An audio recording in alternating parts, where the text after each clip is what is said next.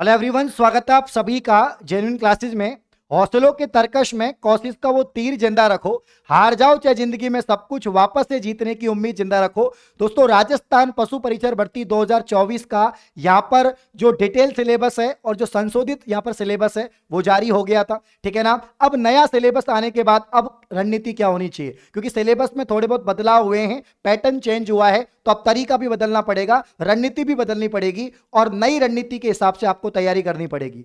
और प्यारे साथियों, यहां पर आप लोग जो है आखिरी 80 दिन आपके एग्जाम के बचे हैं, आखिरी 80 दिन में कैसे पढ़ेंगे वो मैं आपको बताऊंगा। और ऐसे चालाकी से करो तैयारी, चालाकी से तैयारी करनी है, क्योंकि दोस्तों 80 दिन आपके पास में है, 17,64,000 स्टूडेंट हैं, 5,934 पदों के लिए लड़ाई होने वाली है, मतलब 5,934 सेलेक्ट होंगे। तो 17,64,000 में से 5,934 कौन होंगे जो अच्छे तरीके से पढ़ेंगे, अच्छी रणनीति के साथ में पढ़ेंगे, स्मार्ट वर्क करेंगे, वही सेलेक्ट होंगे। ऐसा नहीं कि कुछ भी देख रहे हैं यूट्यूब पर, कुछ भी पढ़ रहे हैं, किसी की भी क्लास ले रहे हैं, कभी भी पढ़ रहे हैं, उनका कतई सिलेक्शन नहीं होगा। वो सिर्फ भीड़ का हिस्सा है। सिलेक्शन वही लेगा दोस्तों जो यहां पर मेहनत करेगा, सही दिशा में, सही रणनीति के साथ में। 5 स्टेप बताऊंगा, पूरा रोड मैप बताऊंगा 80 दिन का। ये 5 बातें अगर आपने फॉलो कर ली मेरे अकॉर्डिंग, तो सिलेक्शन कोई रोकने वाला नहीं है। चलिए वीडियो की शुरुआत करते हैं प्यारे साथियों। सबसे पहले जो आपका कंफ्यूजन है सिलेबस को लेकर, जो कंफ्यूजन है कि पहले जो सिलेबस था पुराना, उसमें जो पशुपालन था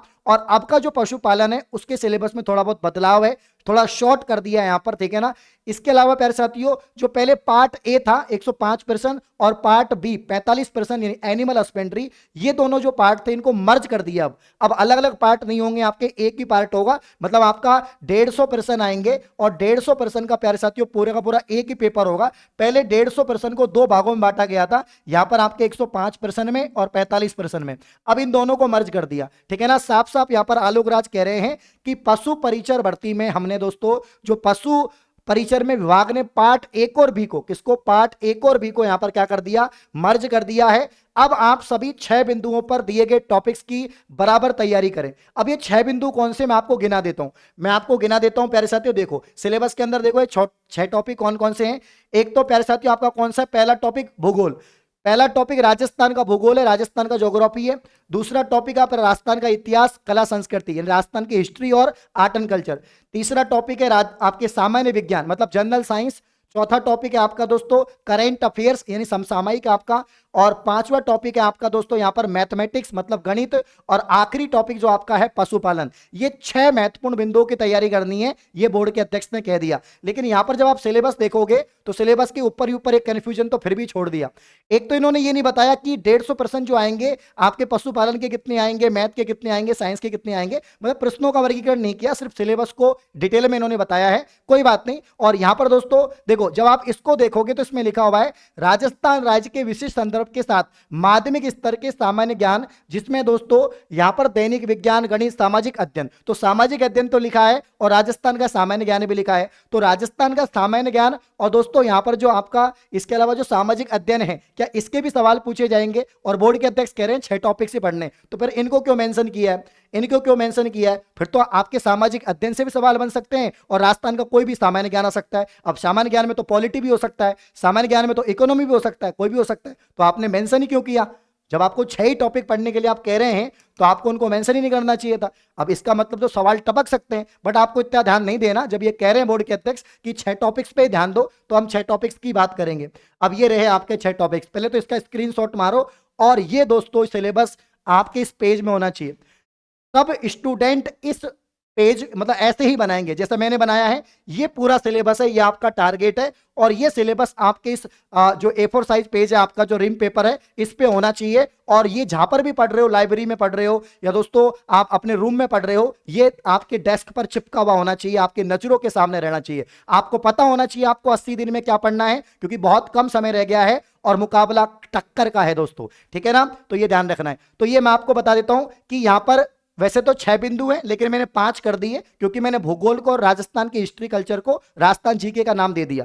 तो राजस्थान जीके में आपको सिर्फ क्या पढ़ना है, भूगोल पढ़ना है, राजस्थान का इतिहास और कला संस्कृति, किसी प्रकार की पॉलिटी नहीं पढ़नी, किसी प्रकार की आपको दोस्तों यहाँ पर इकोनॉमी नहीं पढ़नी, आपको सिर्फ क्या पढ़ना है, भूगोल और राजस्थान का इतिहास कला संस्कृति। और इनमें भी टॉपिक दे रखे हैं, पूरा भूगोल नहीं पढ़ना, जो टॉपिक दे रखे हैं सिलेबस में वही पढ़ना है, और पूरा आर्ट एंड कल्चर नहीं पढ़ना, जो दे रखा है वही पढ़ना है। अब दोस्तों यहां पर जो है पेपर में ज्यादा जो क्वेश्चंस आएंगे वो राजस्थान के जीके के आएंगे, मतलब 150 क्वेश्चन है तो ज्यादा जो क्वेश्चन आएंगे, ओबियसली बात है आपकी राजस्थान जीके के ज्यादा क्वेश्चन आएंगे, तो राजस्थान जीके को आपको अच्छे से पढ़ना है। इसके बाद में दोस्तों बात करते हैं विज्ञान की।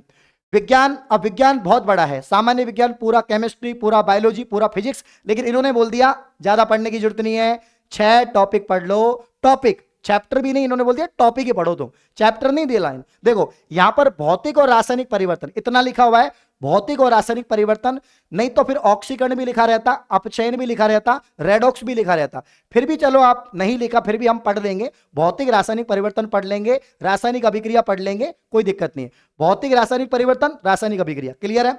इसके बाद में धातु, अधातु और प्रमुख यौगिक, ठीक है ना, मेटल, नॉन मेटल और उनसे संबंधित जो यौगिक है, NaCl है ना, धावन सोडा, खाने का सोडा, ठीक है ना, आपका विरंजक चूर्ण, वो महत्वपूर्ण यौगिक होते हैं, फिटकरी वगैरह पढ़ लेंगे। प्रकाश का सिर्फ अपवर्तन बोला है इन्होंने, क्या बोला है प्यारे साथियों कि प्रकाश का सिर्फ हमें क्या पढ़ना है, यहां पर परावर्तन, अपवर्तन ही परावर्तन। अब प्रकाश वाला चैप्टर बहुत बड़ा है, प्रकाश का परावर्तन, उसके नियम, अपवर्तन, है ना, आपके दृष्टि दोष, लेकिन इन्होंने क्लियर कह दिया सिर्फ परावर्तन पढ़ना है, नियम पढ़ना है, ज्यादा नहीं पढ़ना, ठीक है ना।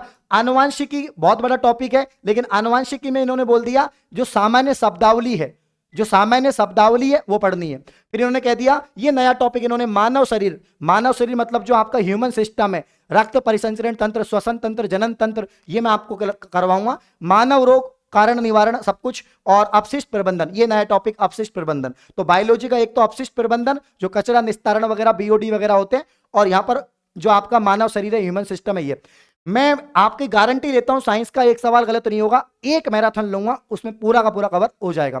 हम बात करेंगे रणनीति की, पहले मैं आपको बता रहा हूं सिलेबस समझो। गणित की बात करें, गणित में सिर्फ यही तो टॉपिक है, अंक गणित दिया हुआ है, जिसमें LCM, SCF, औसत, लाभानी, प्रतिशत, SI, CI, अनुपात, अनुपात। करंट अफेयर आपको इंडिया लेवल का और राजस्थान लेवल का पढ़ना है, और पूरा का पूरा करंट पढ़ना है, चाहे चर्चित व्यक्ति हो, स्थान हो, आपके दोस्तों अवार्ड हो, इसके अलावा स्पोर्ट्स हो, सब कुछ पढ़ना है। पशुपालन, पशुपालन की बात करते हैं दोस्तों। पशुपालन का पहले इतना बड़ा सिलेबस था, अभी इतना सा कर दिया है, लेकिन इतने से भी बहुत सारे पॉइंट हैं, अगर आप देखोगे तो बहुत सारे पॉइंट हैं। जैसे कि पहला यहां पर है जंतुओं में जनन, ये पहला टॉपिक हो गया।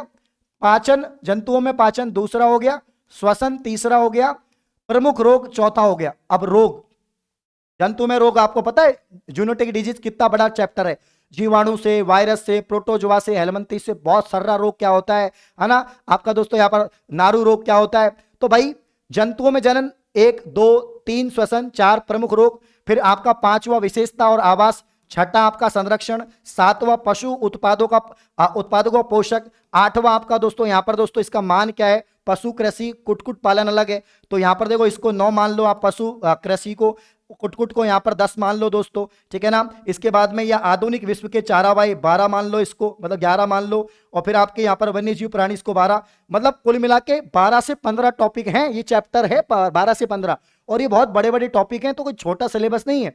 अभी भी पशुपालन का काफी ठीक ठाक सिलेबस है, वो आपको दिख रहा है छोटा, वो आपको लाइनें कम दिख रही हैं, हाँ शॉर्ट किया है, आधा कर दिया। जो पहले डबल था, पशु गणना हो गया, पशु बीमा हो गया, पशुओं की योजनाएं हो गई, या आपके पशु नस्ल हो गई, बधियाकरण हो गया, वो सब नहीं है इसमें। हाँ यहां पर जो टॉपिक दिए हैं प्यारे साथियों, ये थोड़े शॉर्ट कर दिए हैं, तो यही आपको पढ़ने हैं। कुल मिला के कितने टॉपिक होंगे, तो 12 से 15 टॉपिक आपके दोस्तों सिलेबस में है। तो ये तो भाई सिलेबस है। अब रोड मैप क्या है, कैसे पढ़ना है, आखिरी 80 दिन में कैसे पढ़ना है, किस रणनीति के साथ में पढ़ना है। पहली बात तो भाई जो पशुपालन बनना चाहता है ना, जो पशु परिचर में सेलेक्ट होना चाहता है, वो YouTube पर जो फालतू की जो इतनी सारी जो YouTube पे लाइव क्लासें चलती हैं वो मत, एक जगह विश्वास करो, एक जगह, चाहे वो ऑफलाइन कोचिंग हो चाहे ऑनलाइन हो, एक जगह विश्वास करो। जिन्होंने ऑलरेडी कोचिंग कर ली है, कर रहे हैं, वो ठीक है।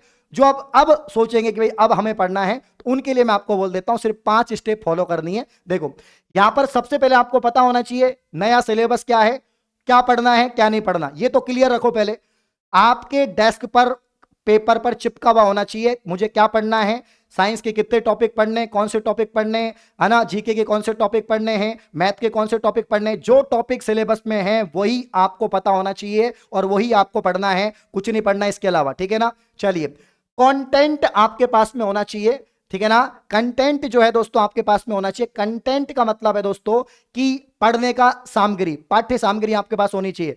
या तो कोई बुक्स हो आपके पास में, एक बुक से भी सिलेक्शन हो सकता है, एक बुक को अगर 10 बार पढ़ोगे, ठीक है ना। या फिर कोई कोचिंग के नोट्स हो, जरूर नहीं है हमारी कोचिंग, किसी के भी नोट्स होंगे, कोई दिक्कत नहीं है।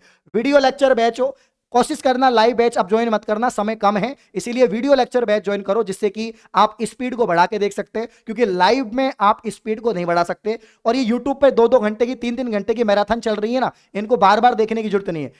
अब दोस्तों सेल्फ स्टडी का टाइम है, अब टाइम है आप खुद नोट्स बनाओ, खुद तैयार करो, याद करो चीजों को, ठीक है ना। ये यूट्यूब पे लोगों के व्यूज बढ़ाने से मतलब नहीं है, ठीक है ना। और मैं इतनी ज्यादा मैराथन लाऊंगा भी नहीं, सीईटी के लिए अपनी क्लासेस चल रही हैं, पशु परिचर के लिए अंतिम में जब सीईटी की एग्जाम खत्म हो जाएगी उसके बाद क्लासेस लाऊंगा, और कोशिश करूंगा उससे पहले जो एक साइंस की मैराथन डाल दूं, एक पशुपालन की मैराथन डाल दूं, एक जीके की मैराथन डाल दूं, मैराथन्स डालूंगा मैं बड़ी बड़ी, ठीक है ना। हाँ, ज्यादा ऐसे नहीं रोजाना क्लास लग रही है ऐसे परेशान नहीं करूंगा। हाँ, तो क्या करना है, सिलेबस आपको पता होना चाहिए, क्या पढ़ना है क्या छोड़ना है, आपके पेज आपका मतलब कि दीवार पे चिपका होना चाहिए। कंटेंट आपके पास में होना चाहिए कि भाई क्या कंटेंट आपको पढ़ना है, कि भाई आपके पास में बुक्स, नोट्स, वीडियो लेक्चर होना चाहिए। एक कोचिंग का हो, एक जगह विश्वास करके पढ़ो, अच्छे से पढ़ो, मेहनत से पढ़ो, ठीक है ना। खुद नोट्स बनाओ, ऐसे नहीं कि पीडीएफ डाउनलोड कर ली, इतनी सारी पीडीएफ कहां से डाउनलोड करोगे, कहां तक रखोगे, कहां तक सेव करोगे। खुद नोट्स बनाओ, खुद जो टीचर पढ़ा रहा है, चाहे मैं पढ़ा रहा हूं चाहे कोई पढ़ा रहा है, खुद नोट्स बनाओ अपने हाथों से। एक इतनी मोटी कॉपी ले लो और कॉपी में नोट्स बनाओ, जीके के भी बनाओ, साइंस के भी बनाओ, मैथ के भी यूनिट सॉल्व करो, ठीक है ना। और इसके अलावा प्यारे साथियों आपके यहाँ पर जो पशुपालन है उसके भी नोट्स बनाओ, ठीक है ना। स्पेशली 3 सब्जेक्ट के नोट्स जरूर बनाओ, जीके के, पशुपालन के, और आपके दोस्तों यहाँ पर जो है साइंस के। बाकी आप मैथ को तो जो है आप सॉल्व भी कर सकते हो रफ कॉपी में। इसके अलावा देखो, खुद नोट्स बनाने हैं, जो खुद नोट्स बनाएगा उसी का सिलेक्शन होगा, अपने हाथों से जो लिखेगा ना उसी का सिलेक्शन होगा। इसके अलावा रिवीजन और प्रैक्टिस बराबर करना है, ऐसा नहीं कि पूरा सिलेबस पढ़ लिया याद कुछ भी नहीं है। चाहे थोड़ा 100% में से 90% सिलेबस पढ़ना, लेकिन 90% पूरा याद होना चाहिए, पूरा याद होना चाहिए, अच्छे से याद होना चाहिए। तो याद तभी होगा जब आप रिवीजन और प्रैक्टिस साथ के साथ करते रहेंगे, कि आज कोई टॉपिक पढ़ा वो आपको कल याद होना चाहिए, परसों याद होना चाहिए। तो कोई नया टॉपिक पढ़ रहे हैं उससे पहले पुराने टॉपिक को रिवीजन करना है, ये रूटीन रहना चाहिए।